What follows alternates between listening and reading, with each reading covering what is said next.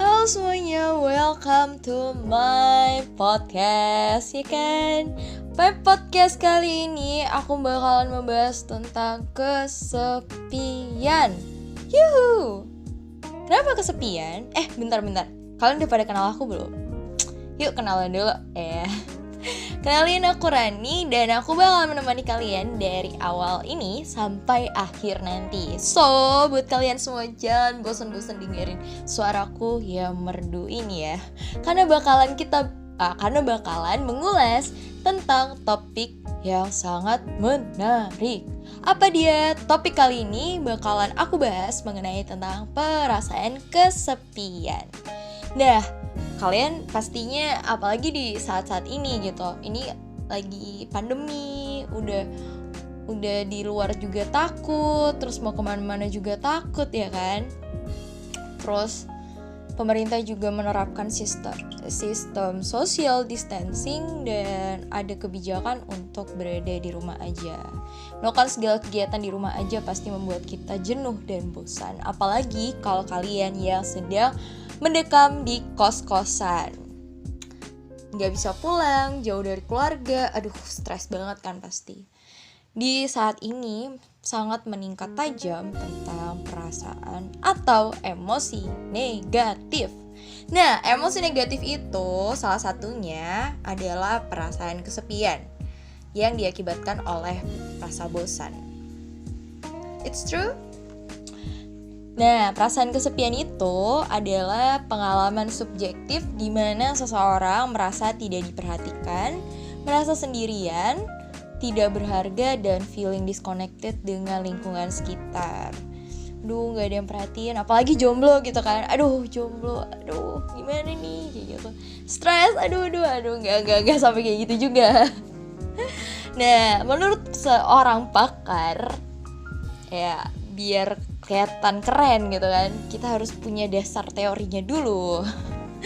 Nah, menurut seorang pakar yang bernama Julian Holt-Lunstad, seorang peneliti dari Brigham Young University, mengatakan bahwa merasa kesepian merupakan problem yang memerlukan perhatian cukup serius karena dapat mempengaruhi kesehatan fisik maupun mental seseorang.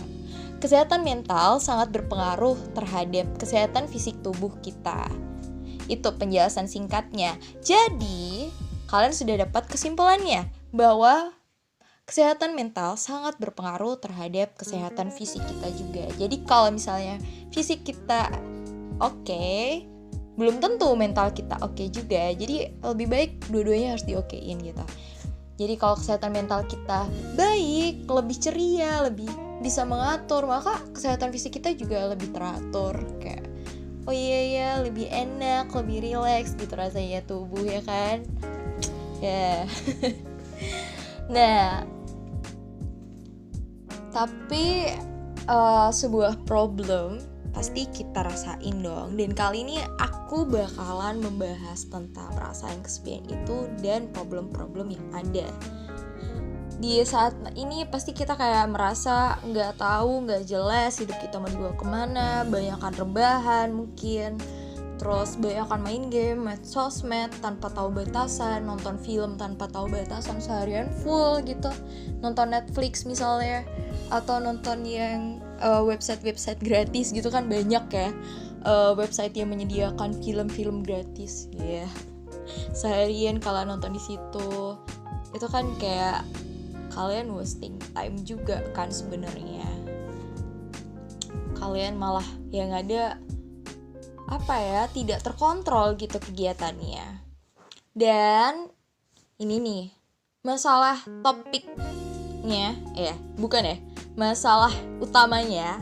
Pernah gak sih kalian merasakan kesepian padahal ada pacar, teman banyak, dan keluarga juga oke? Biasanya sendiri dan sepi bukan karena gak ada yang bisa diajak ngobrol, tapi gak tahu kenapa rasanya ada yang janggal. Nah, akar dari kesepian ini bukan dari efek kepribadian kalian yang introvert atau kalian extrovert gitu. Gak ada hubungannya sama sekali. Orang ekstrovert pun bisa merasakan kesepian padahal pergaulannya luas dan setiap malam ada yang bisa diajak dinner atau hangout bareng misalnya. Kayak gitu. Walaupun corona sekarang pasti ada lah ya yang orang-orang yang kayak gitu buat hangout gitu kalau malam, cari udara seger dulu lah gitu. Mungkin sama teman-teman kumpul di salah satu tempat gitu. Ya nggak lama-lama juga karena sekarang kan udah udah penerapan pemerintah juga polisi di mana-mana, jadi kayak kalau misalnya udah jam 8 malam mungkin kota kalian udah sepi gitu ya. Nah, tapi akar dari kesepian ini adalah karena kita merasa bahwa nggak ada yang ngerti kita secara mendalam. Ngerti gimana nih maksudnya? Nah, jadi di sini adalah ngerti dalam artian orang yang kenal dan mengerti kita, seluk-beluknya kita dan aneh-anehnya kita, yang mengerti kejelekan dan kelemahan kita sebagai manusia biasa ya kan, yang orang di luar sana nggak pernah tahu. Kita akan berhenti merasa kesepian ketika ada orang yang ngerti apa kesedihan terdalam kita, apa ketakutan terdalam kita, kenapa kita benci sama diri sendiri. Kita akan berhenti merasa kesepian ketika ada orang yang ngerti gimana kompleksnya hubungan kita dengan orang tua, apa luka dalam diri kita yang belum bisa sembuh sampai saat ini, apa kecemasan kita akan masa depan. Dan kita juga akan merasa berhenti kesepian ketika ada orang yang ngerti seberapa insecure-nya kita sama diri kita sendiri dan seberapa kekanak-kanakannya kita pada umur yang sudah dewasa ini. Kan kita, mungkin teman-teman sekalian yang mendengarkan ini udah berada di usia 20 tahun lebih gitu ya, tapi kita sebagai manusia normal, kita pasti punya jiwa kekanak-kanakan kita itu pada umur, walaupun kita sudah umur saat ini, tapi jiwa kekanakan itu pasti ada. Dan itu gak bisa kita ungkapin ke sembarang orang pastinya. Mungkin hanya bisa ke orang-orang yang kita percaya aja, dan kita lebih nyaman aja ketika kita mengeluarkan itu. Kita akan berhenti merasa kesepian ketika ada orang yang ngerti hal-hal yang tadi aku udah sebutin ya. Dan kita tahu orang itu gak akan tinggalin kita walaupun udah ngelihat sisi terburuk kita. Hal-hal yang kita gak bisa ungkapkan ke orang pada umumnya, itu yang mengurung kita dalam kesepian. Tapi masalahnya di sini adalah untuk bisa mengakui semua hal yang udah aku sebutin tadi, untuk keluar dari rasa kesepian itu sangat gak gampang teman-teman. Kita hidup di dunia yang namanya perfeksionis. Susah banget nih buat kita untuk nunjukin diri kita yang sebenarnya sama orang lain. Lihat aja di media sosial kita, yang kita tampilin adalah kita yang hebat, kita yang cantik, kita yang keren, kita yang berprestasi. Ya nggak?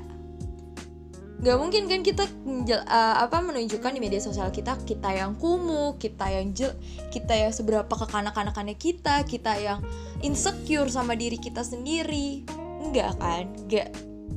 Makanya itu kita hidup dalam dunia yang benar-benar perfeksionis. Di balik itu, kita tahu sendiri seberapa insecure-nya diri kita. Hal yang kita ceritakan ke orang adalah hal-hal yang sudah kita poles. Jadi gak murni dari diri kita sendiri. Bagus sih sebenarnya untuk personal branding kita. Tapi kenyataannya itu malah menjadikan dunia menjadi a very lonely world.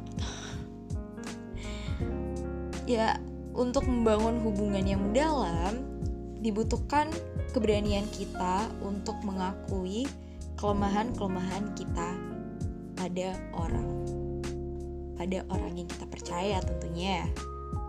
Jadi, untuk langkah pertama untuk keluar dari rasa kesepian kita, adalah menggali diri sendiri lebih dalam. Kenali diri sendiri dan jangan takut karena sebenarnya orang lain bisa relate kok sama kelemahan-kelemahan kita.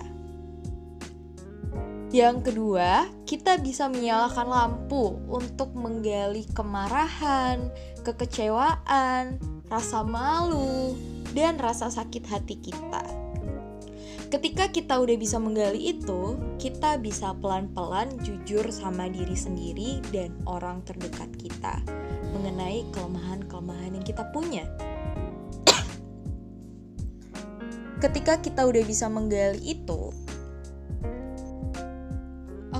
ketika kita bisa menggali itu semua, kita bisa pelan-pelan jujur sama diri sendiri dan orang terdekat kita, sehingga kita jadi merasa nggak sendirian lagi.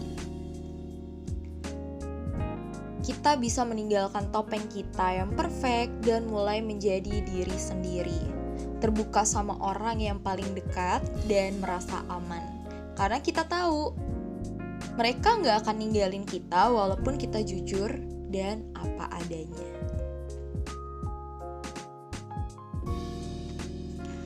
Jadi itu sangat penting ya teman-teman ya. Kita harus berusaha mengerti diri kita sendiri, baru kita up ke orang lain. Kalau misalnya kalian tidak mengenal diri kalian sendiri dan tidak mau terbuka dengan diri kalian sendiri ya, kalian akan merasa seperti itu terus-menerus. Jadi, ayo kita gali diri kita sendiri. Apa sih kelemahanku? Apa sih kekuranganku? Dan akuin itu dulu. Akuin yang kita punya. Kemudian kita mencoba untuk lebih menerima kalau ya memang sisi kekanak-kanakan aku seperti ini. Memang aku punya rasa insecure sama diri aku seperti ini. Aku punya kekurangan seperti ini. Kita harus benar-benar tahu diri kita. Luka terdalam kita apa sih yang belum selesai sampai saat ini. Dan kita bisa menerima itu semua dan lebih memahami diri. Kemudian kita mencoba untuk terbuka dan tampil apa adanya ke orang-orang terdekat kita yang kita percayai tentunya. Oke, segitu dulu dari aku. Semoga kali ini membantu. Dan aku harap kalian tetap semangat dan supaya tidak merasakan kesepian lagi. Oke? Semangat dan see you. Besok aku bakalan membahas tentang tips dan trik mengenai tips dan trik mengatasi perasaan kesepian yang kita punyai. Ditunggu ya untuk selanjutnya. Oke? Sekian dari aku, semoga membantu dan mohon maaf kalau Rani banyak salah kata atau banyak salah ngomong yang menyinggung misalnya kayak gitu. Aku mohon maaf sedalam-dalamnya, semoga kalian maafin dan oke, see you. Bye bye.